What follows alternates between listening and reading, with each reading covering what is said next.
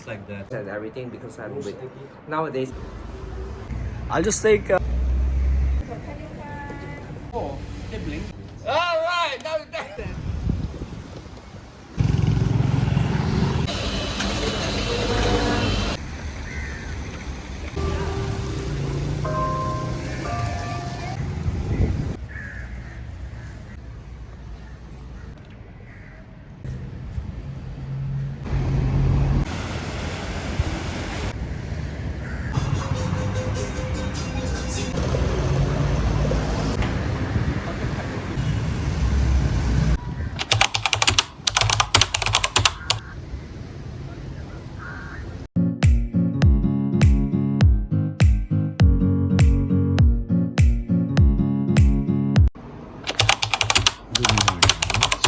Right now it's 6:03 a.m. in the morning, so I have a trip going to Melaka and I'm just a little bit sleepy, but I don't have a choice. It's a little bit dark and in a little bit I'll prepare first and then I will take a cab going to PBS, and from there I will gonna ride to the bus going to Melaka.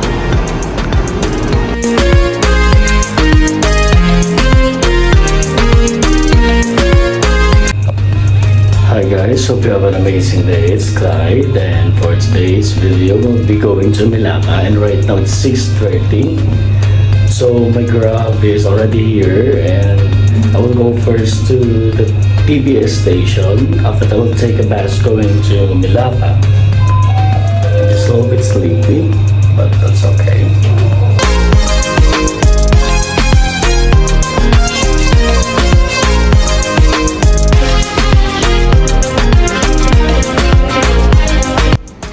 So guys, I just arrived in PBS or Terminal Bersipado Selatan.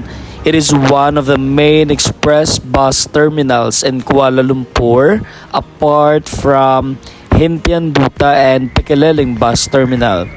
PBS bus terminal is more like a state-of-the-art airport than a bus station. Right now, I am here inside the bus. It's already 7:45 a.m. in the morning and we're traveling now going to Malacca City. So I just arrived here in Melaka, the bus terminal, and it's around 9:45. So it's almost 2 hours from Kuala Lumpur. So right now, I'm looking for a cab going to the city. So this is how it looks like.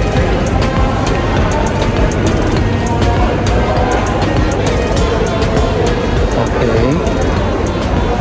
So first, I will be looking for a restaurant and to try their local foods. And after that, I will be going to take some videos with this historical heritage. By the way, you can come here in Malacca City by renting a car. So another way to get to Malacca is by rental car. It is easy to rent a car in Malaysia. Numerous car rental companies have special pickup locations throughout the country. Like Hawk Malaysia, for example, has a pickup and drop-off point at KLIA Airport and in the city center. So you can easily pick up the car at an Hawk office in Kuala Lumpur and drive with it to Malacca. From Kuala Lumpur, it is only a 2.5-hour drive to Malacca.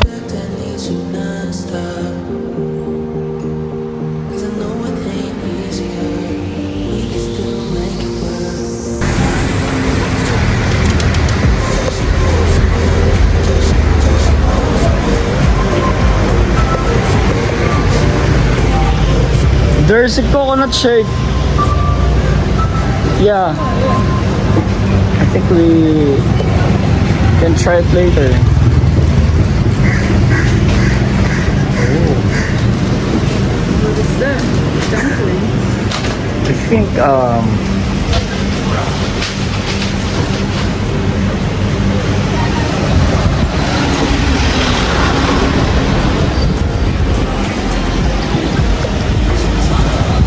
they have a lot of foods here.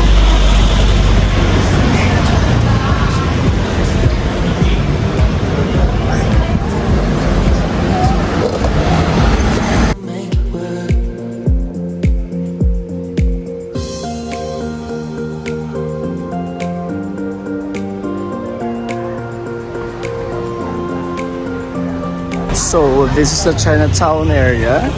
So most of the buildings here, they are old buildings. So probably during the Chinese era, it's already here.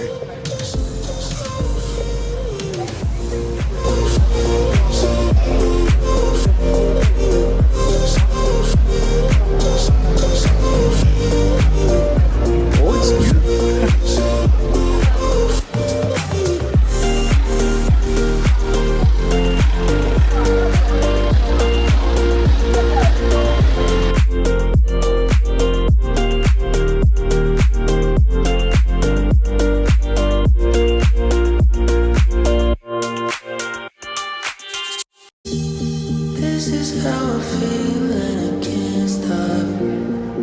Opposites attract, I need you non-stop. Cause I know it ain't easier. We can still make it work. So guys, as you can see, there's a lot of old buildings on this area, which is their heritage. And this area is called the Jonker Walk. So as you can see, there's few people right now coming here because it's Wednesday, and probably during the weekend there are a lot of tourists here. See, the building is quite old, but it's beautiful.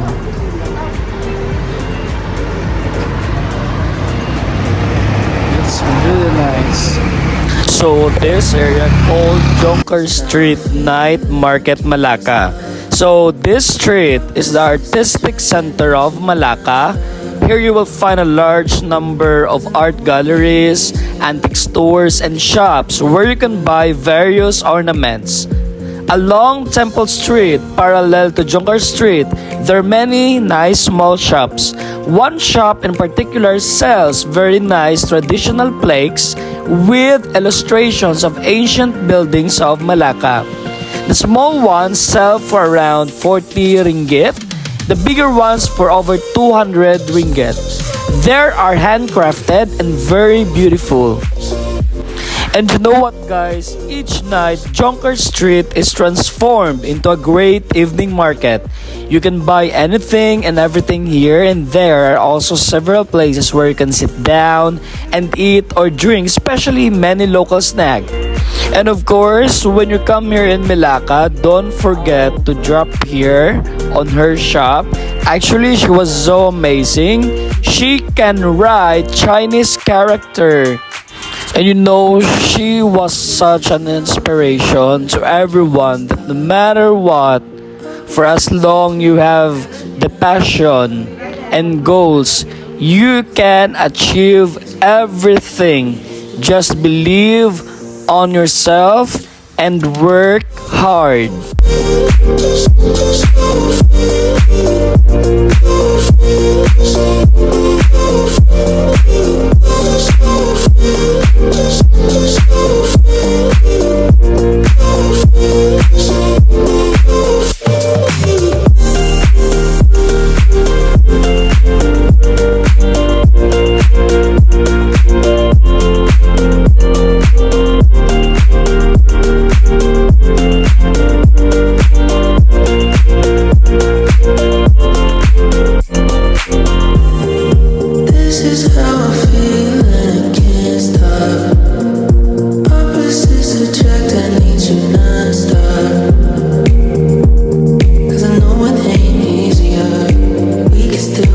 Wow! I'm a fashion stylist. Seriously? Yeah, I start from China celebrity. Okay, What's her name? my name is Khalid, Khalid, and I'm okay. here a shopkeeper from Kashmir. Kashmir. Kashmir, a real Kashmir, Indian part of Kashmir. Oh, And Kashmir is considered a paradise on earth already. And, that's amazing. I'm living here for a long time because this place is mostly unique, and it's like I can say Harmony Street. Okay. And it is one of the most beautiful, peaceful. You can see all these kind of worship places. Like in front of me is temple. That's Hindu right. Temple, then is the masjid, Yeah. and then we have got a Chinese temple. Then we have got a church in front. So you choose to stay here in Malacca Exactly. compared to Kuala Lumpur. I don't like Kuala Lumpur much, but it's nice place Kuala Lumpur too. But every hustle bustle city, I'm not very. I interested. agree with you, But this is actually. the place, you know. I'm very satisfied and very happy. So your business here, how many years in operation? Almost 17 years. 17 years. That's too 17. long already. A long time, yeah. Yeah. And then guys, that's what you can see. All of It's this. just we all make when we have time, we make this ourselves, and yeah, things like that. How about the stone? The stone we get from India and elsewhere, else part of the world. Okay. Yeah. Okay. It's From really Africa, nice. There is stone also. In Europe also there is stone. So every part of the world there is stone. This is perfect. Seriously, you have This is my favorite. I love chess, so I always encourage people to buy and then to play. You can occupy your brain. it's really nice. It's a hand carved. So you're good in strategies, Yes, I guess. yes. In fact, I'm a tour guide, tour operator. That's my main business. I take Oh. people to holiday or Kashmir, and that's my, Really? hobby. You have a good place. Thank you. This one is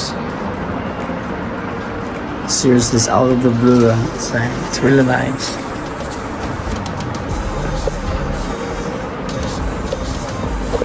Thank you for letting me. So guys, I meet this beautiful person. His name is Craig.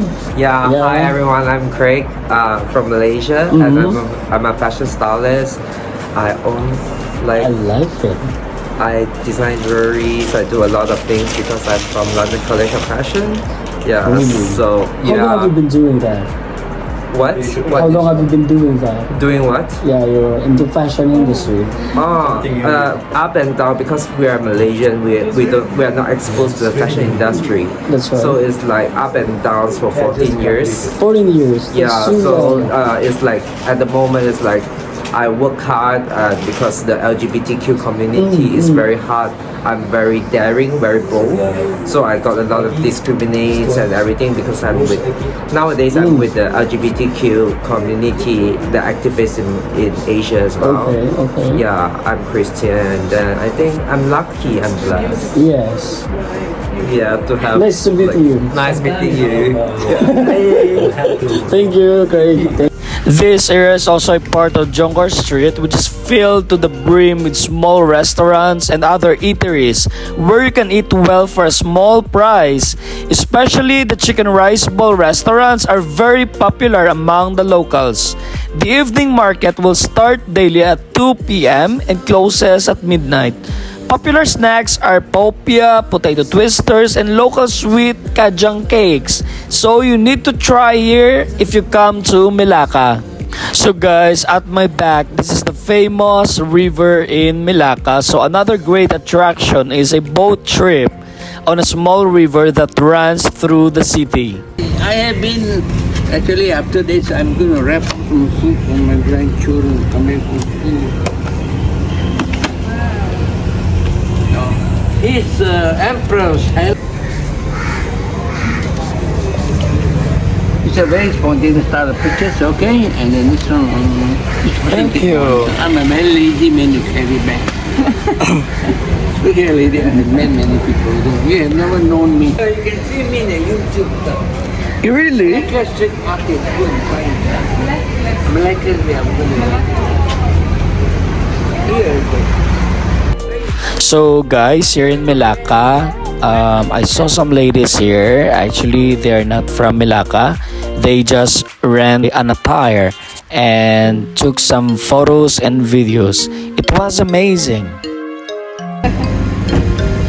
You got 4 siblings, including you got 4, right? I only have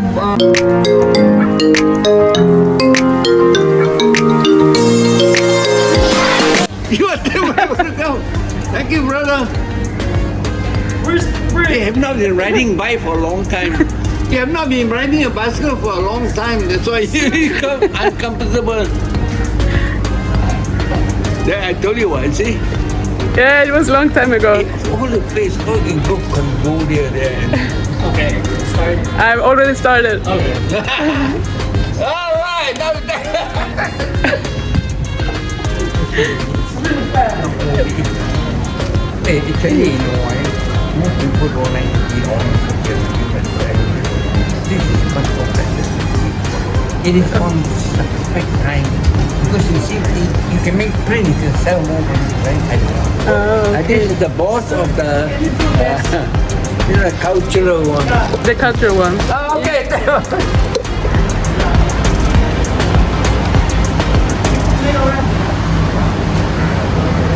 Now he got the rhythm now, my dear.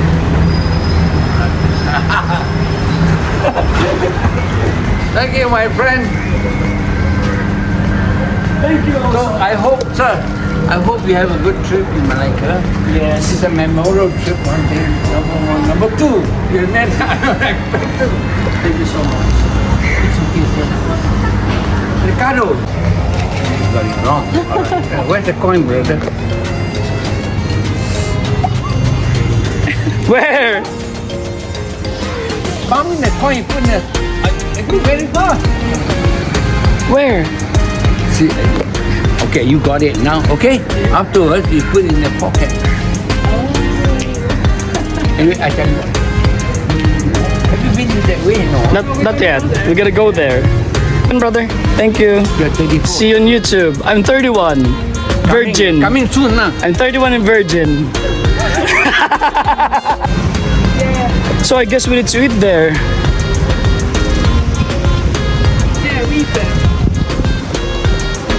So guys, have you ever wondered that I call this place Malacca, and that's also called Melaka in Bahasa Malaysia. So again, it's a wonderful city for nice daytime activities or for a stay of more than one day. There are quite a few hotels and hostels available, but there are also many homeowners who are willing to put their house in Malacca up for rent. So the city has many beautiful attractions, all clearly representing the great history of the city. So from Kuala Lumpur again, you can easily access Malacca by bus, taxi, or rental car. Residents of the capital often travel to Malacca during weekends to have a good rest and to enjoy the delicious food which the city is famous for. And as you can see, you need to try this watermelon in Malacca because this one is very famous.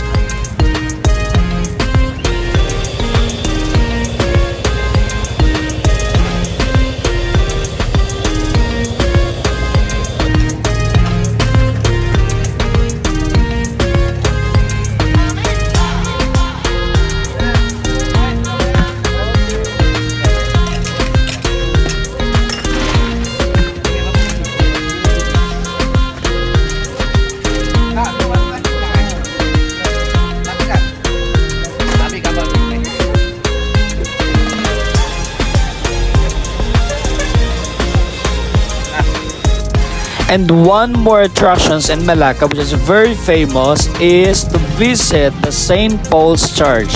Formerly a church for the Portuguese and later a cemetery during the Dutch occupation. The nearby site Porta de Santiago was once built by the Portuguese as a fortress to protect against attacks by the Dutch. There is not much left after several wars, but the entrance is still upright and in place. The Dutch governor had the Stadhuis built, a beautiful building with some obvious Dutch traits. So next to the Stadhuis, you will be able to find Christ Church, in which you can recognize the Dutch architecture of that time more clearly.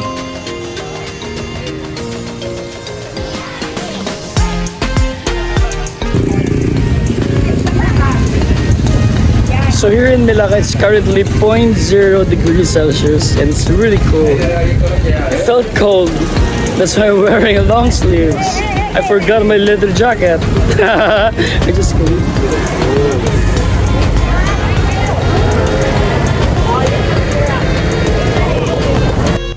And you know what guys, Malacca was founded around 14,000 by a former prince from Sumatra who ended up in Malacca during an escape attempt in that area.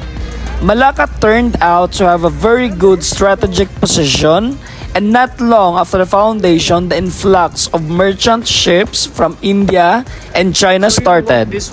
During that time, Malacca grew into one of the major ports in Southeast Asia today. In 1511, the Portuguese traders first set foot on the Malaccan soil. In 1641, the Portuguese gave up their power struggle and war with the Dutch, and from that time onwards, Malacca was under Dutch reign. Only a few years later, the English gained control over the area after the Netherlands traded this region with the English for parts of Indonesia.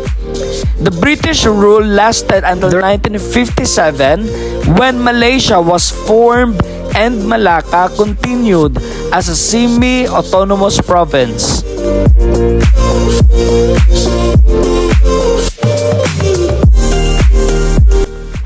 So guys, on a small river, you can do a boat trip. Actually, the takeoff point is near St. Francis Xavier's Church. There is also a boarding location near the bridge leading to Jonker Street. A boat trip along the canals cost 10 ringgit per person and 5 ringgit for children. The tour takes about 30 to 40 minutes. The tour is fun during the daytime but also pleasant to do in the dark at night. When it's dark, all of Malacca lights up, which is occasionally a bit too touristy. So I recommend that you can do a boat here at night.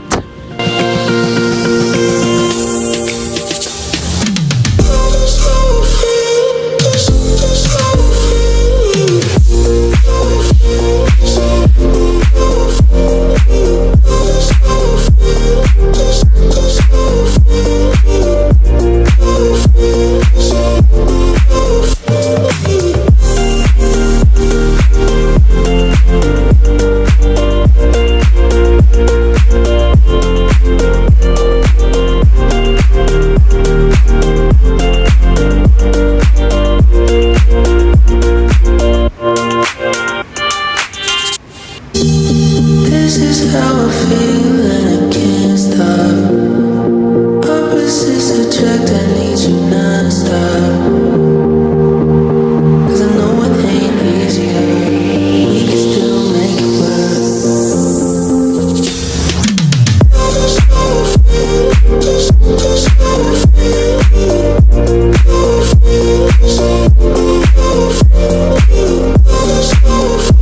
So guys, as you can see on this area, this is the Little India place located also in Melaka Street.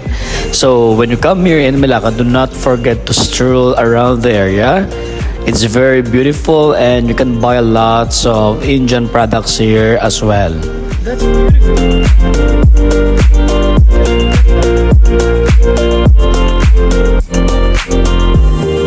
This is how I feel and I can't stop. Opposites attract, I need you non-stop. 'Cause I know it ain't easier, we can still make it work.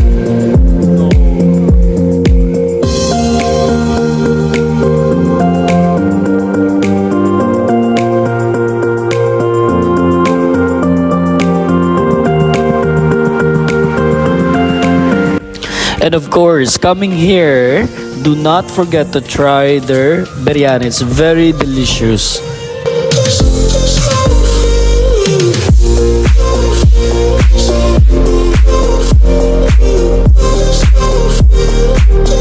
So guys, tips when visiting Malacca. So first of all, take the boat trip down the river when it is already dark. The city will be illuminated. Second, a delicious breakfast or lunch you can get at Limaw 5 near Jonker Street, a by street of Jonker Street. Especially the upper floor is very pleasant and cozy. Third, a local delicacy are kajang cupcakes, delicious little cakes with sauce in them. And fourth, at the aforementioned dessert restaurant Jonker Dessert 88, you can also eat delicious laksa. 5. From Porta de Santiago, it is an easy walk to Dataran, Palawan Mega Mall. In a 1-minute walk, you are at the northern entrance. 6. Each Sunday morning, there is a flea market with antiques along Jalan Hang Leker. Mostly, you will find ancient coins and medals here. 7. The best time of day to visit the beautiful Dutch tombstones at the top of Porta de Santiago is around 8 o'clock in the morning.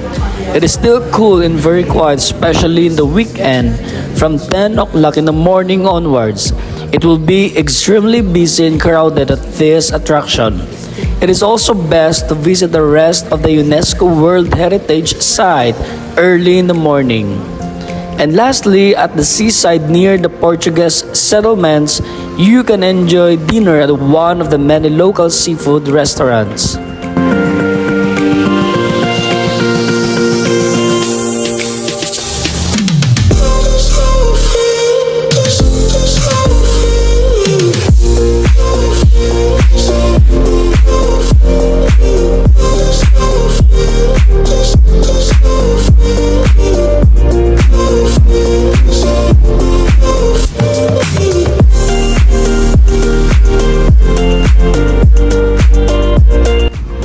You know what, guys, visiting Malacca City, it creates an experience that you need to give values and importance, especially when it comes to heritage.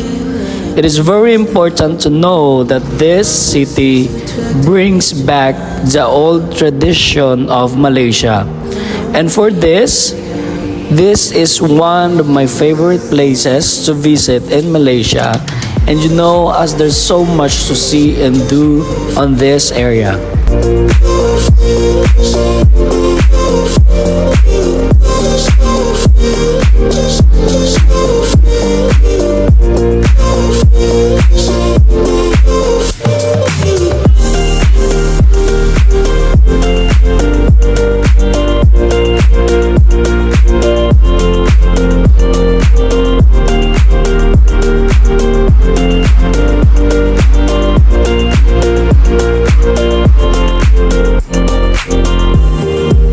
This is how I feel and I can't stop.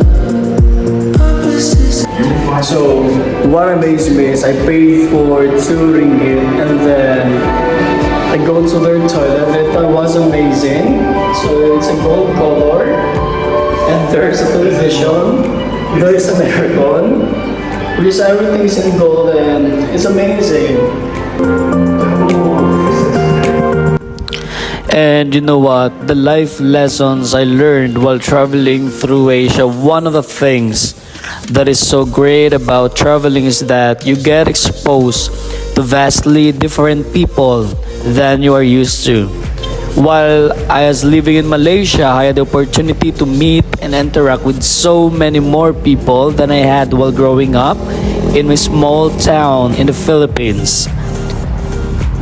You know what, guys, as a traveler, it opened my eyes that I didn't know as much as I thought I did. And staying in a country with different culture and different people, different food, it gives you a challenging experience. How are you going to adapt to the situation? And being a traveler made me to realize that I have a lot to be thankful for. Maybe more than I need. And you don't need money to be happy. Seeing some locals in different countries, seeing their unique smiles and laughs made me to realize that you can be happy living in a simple ways. You don't need to have a lot of that. And going out of my comfort zone, it made me realize that the world isn't as dangerous as people think. We'll just sit there. And as a traveler, always remember that things don't always go according to plan, and that is okay. And this one goes without saying, but is something that was reiterated to me time and again on our journey. We're normally respectful people, but there are times when frustrations mount and tempers go off. Sure, yelling can get things moving sometimes, but people are more willing to go above and beyond when you are kind to them. So what I learned in dealing with different nationalities is being kind and respectful goes a long way. This will be your weapon when you are a traveler. And you know what? This is effective. And lastly, the world is a big place and so many people need our help. Before traveling, I knew the world was big. I just didn't realize how big, and it makes me realize how small a place I occupy in it.